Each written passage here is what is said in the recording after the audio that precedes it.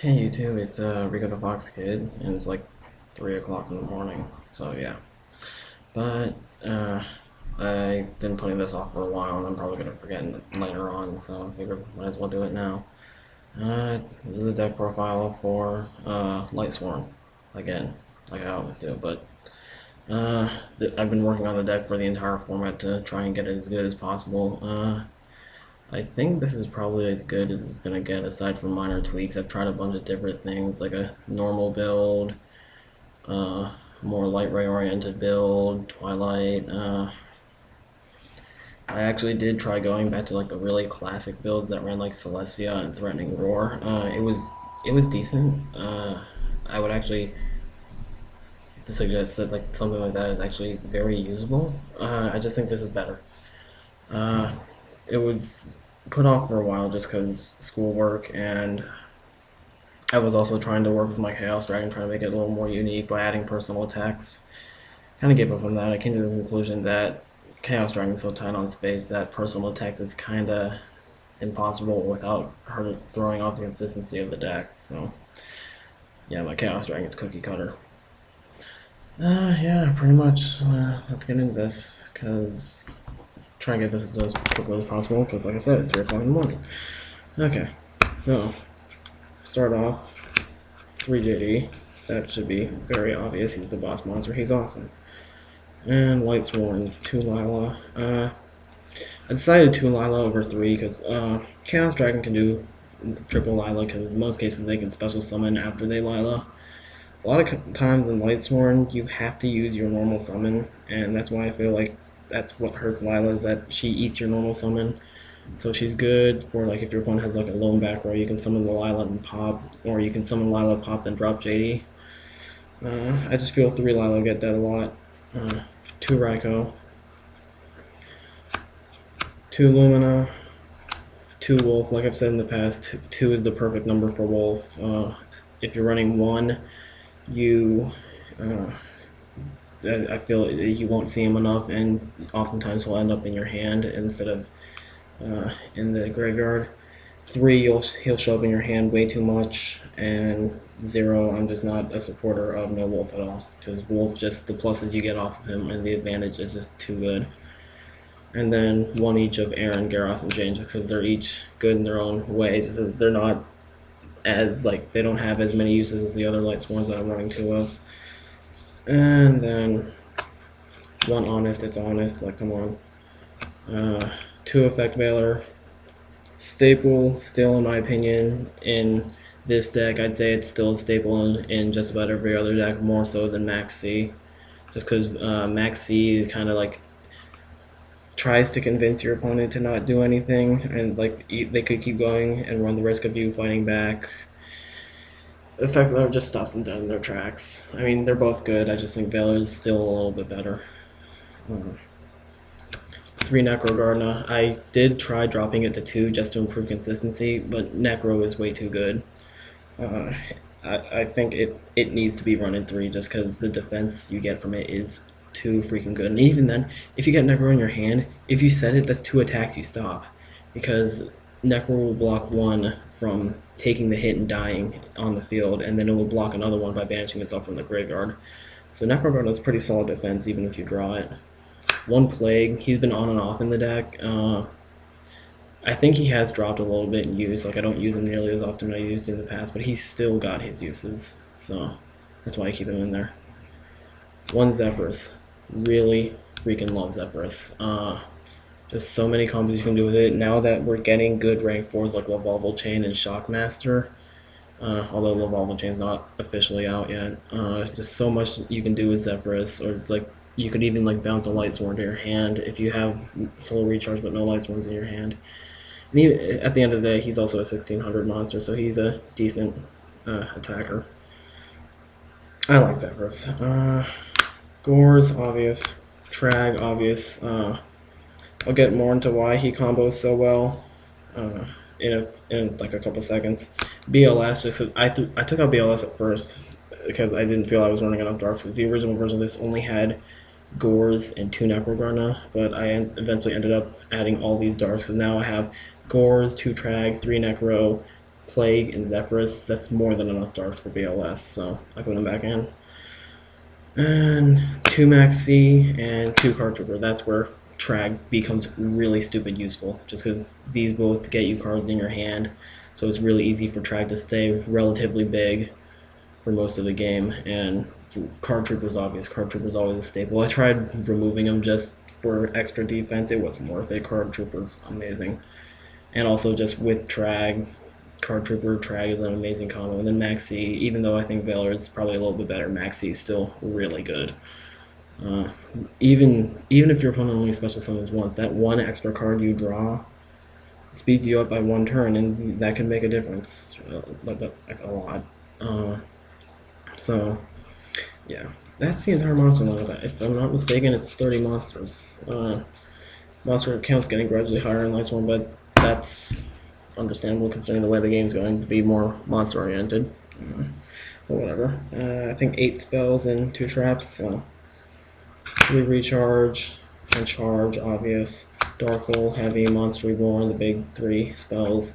Pot of Avarice. I put this in because I ended up having so many non-Lightsworns that I would love to get back. I mean, the Card Trooper, Maxi, BLS, Trag, Gores, Valor, Honest, JD. Just there's so much non-Lightsworn stuff you can grab with Pot of Avarice, so I think 1 Pot of Avarice is really good. Haven't been able to use it yet because I keep milling it, and one time I was dueling my friend, he runs Dark World, he hit it with Drag Down, but definitely worth it because Pot of Avarice is amazing when it goes off, and 2 Beckoning Light, obvious, broken when it goes off. Like, I see people trying to remove Beckoning Light. Honestly, I can't bring myself to do it. Beckoning Light is too good. Just when it goes off, so much stupid stuff happens. It's like if you can grab Valor, you can grab JD, you can grab Honest, you can grab BLS. It's so dumb. So yeah. All right. That's the entire main deck. Extra deck. I'll tell you right now, the first card in my extra deck is not legal, but that's because people at my college play casually and really don't care at all. But yeah, it's Lavalval Chain. Just since I got it out of a dual terminal and really want to use it, and it's going to be legal in a few months anyway. Honestly, yeah. I mean, it's not key to the deck, so if you really want to use this, or like net deck me or whatever, I don't care, I net deck also. If you want to switch this out with something else until Lavalval Chain becomes legal, or if you just don't have Lavalval Chain, just any other monster that goes in the extra deck will work, really. Lavalval Chain just, it puts in work. Like I said, it's not necessary, but it puts in a lot of work. You can, like, mill, you can send your last Lightsworn, you can send Necroguard, you can send Zephyrus, Plague, send Wolf, put JD on top of your deck, put PLS on top of your deck. Just so much Lavalval Chain can do. Yeah. Busted. My stroke. Shockmaster, especially with Zephyrus, it's actually fairly easy to get 3 level 3s on the board. So, and Zephyrus makes it easier, so you could, like, if you get, like, Wolf, you can activate, you can, like, summon Lumina, bring back a level 4, you already have Wolf on the board, like, bring back a level 4 by ditching Zephyrus, bounce Lumina to your hand for Zephyrus, that's 3 level 4s right there. So, I think Shockmaster is worth it. Utopia, Leviair. My favorite combo with Leviair is banishing it with Necrogarnet, then going Lumina into Lumina. Bringing, and then banishing to bring back Necrogarnet so you can defend twice again. And now that I'm thinking about this, because Leviair and Lumina, I'm not running Arcus, just because, aside from him being at level 3 so he combos Lumina, he's just really not that good. Just like, if you set him, then yay, you might be able to stop something because he's got 1800 defense, but really, it's not worth it. And really, rank 3s aren't vital to this deck. Like, I was also considering putting in Tour Guide. Not only could I not fit it, but I don't think it would mesh well with the deck, so. Also, for the record, every card in my deck is hollow. I think that's pretty awesome. I can make everything in my side deck hollow also, I just haven't yet. Anyway, I digress. Leviathan Dragon, Giga Brilliant, Acid Golem, Zen Mains. I was running Tempo. I dropped it because I don't have room. There you go. If you don't want to run Lavalval Chain, then run Tempo. Mistworm, Scrap Dragon, Black Rose, Gaia Knight, and Android because I don't have Catastor. Synchros for each level 5 through 9, just in case if you need to make any of them with Plague, you can.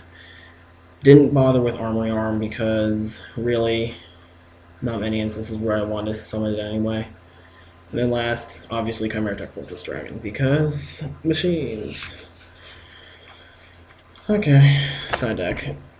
Still iffy on the side deck. I'm more or less done with it, but I don't know. Yeah. So yeah. Cyber Dragon, good for Gear, Wind Up, Hero, Gadget, what have you, everything, just about everything in this format. Cyber Dragon's decent. Third Valor, 3 Imps. To be honest, I kind of don't like 3 Imps. It's just every time I decide in Imps against a Dark World card, they know that Imp is in there, so they're really conservative with their dealings, card destructions, and drag downs. So Imps is actually dead in my hand a lot, which really turns me away from it. I mean, I'd still run 2 Imps. 3 is a little much for me. To be perfectly honest, if I can get a third Maxi, I will probably drop one of these Imps for it. I think 3 Imps is a little, like, much. 2 Thunder King, like Cyber Dragon, hits everything this format, except maybe Mermails. 3 MST. I don't like how MST, like in past experience, MST throws off the consistency of Lightsworn, which is why I stopped maining it, and also because I didn't have room, but I still think MST is really important in the side deck, just in case you're one that runs shit like Dimensional Prison and Macrocosmos in the mana side, and stuff like Necro Valley, and, you know, like, just stuff that relies on, like, spells and tries to stay on the field. Actually, I don't think, like, this version of the deck is not hurt by Great Cube nearly as much as something like Twilight or Chaos Dragon would be. Really, like, Necro Garnet and BLS are like the only things that truly get hurt by it, and you just side those out against Gravekeeper. Okay, 2 Compulse because it's Compulse, and 2 Royal Decree just to stop everything. Several cases I would probably side Royal Decree game 2 in every single game, just because unless they would get hurt by themselves, I would expect people would side Macrocosmos against me. I still haven't figured out why people are using Macrocosmos as opposed to Defissure, because Macrocosmos gets hit by Royal Decree and MST. Defissure gets hit by just MST. And, like, the logic I'm here behind it is because Royal Decree or Macrocosmos banishes all cards as opposed to just monsters. And really, unless you're running Spellbooks and Prophecy, what spell and traps are you planning on getting back? That's just my mentality on it. I mean, maybe I've played Lightsworn for too long where I fail to see how anybody's going to get a field spell or any spell back unless you're running Prophecy, because they like to loop their spellbooks. I honestly can't see why people would run Defissure over Macrocosmos. Like, at the regional, everybody's running Macrocosmos. And I was just thinking, well, I mean, unless you're scared of Insector, why are you running Macrocosmos? I mean, you should be running Defissure. That doesn't get hit by Royal Decree. That's just my mentality on it. I'm not entirely sure. I mean, I could be missing something blatantly out there in the opening, but yeah. Yeah, that's the whole deck, really. Probably not going to change it much from this. I mean, while I was doing this video, I was thinking maybe Foolish Burial. I mean, Foolish Burial's nice. Gets you a free Wolf, or Necro, or Plague, or Zephyrs, or whatever, and really, space is just the biggest problem with that. I mean, the only thing I can think of dropping is Pot of Avarice, and so far it's been showing that if I were to draw it, it would actually be really good. Yeah, Chaos Dragon might do a deck profile on that. Probably, I don't know, just maybe, but really, it's standard Chaos Dragon. There's really not much difference in the main. There's no difference in the main deck at all, as you would see in any normal Chaos Dragon deck. Extra decks it's like that extra deck, as if it has like the higher rank stuff like Adreus and Insectar's Wheel and Gaia Knight, or Gaia Dragon, my bad. And really, side deck's not too different either. It's like take out the Compulses, put the 2 MSTs in the main, and 2 Electric Virus and another Thunder King, and that's my Chaos Dragon side deck. really, there's not much I can do with the Chaos Dragon side deck that people don't already know about the deck. Whereas like Lightsworn's a pretty obscure deck these days, and not many people really know how to run it. And really, there's just several ways to run Lightsworn. Like I said, I tried a version with Celestia, and it actually worked pretty well. So I think this version is better.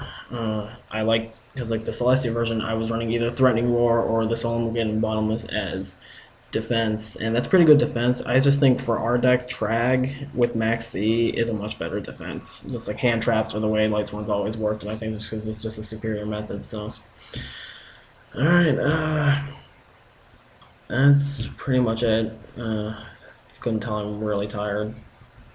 Thanks for watching. See you next time, YouTube. Deuces.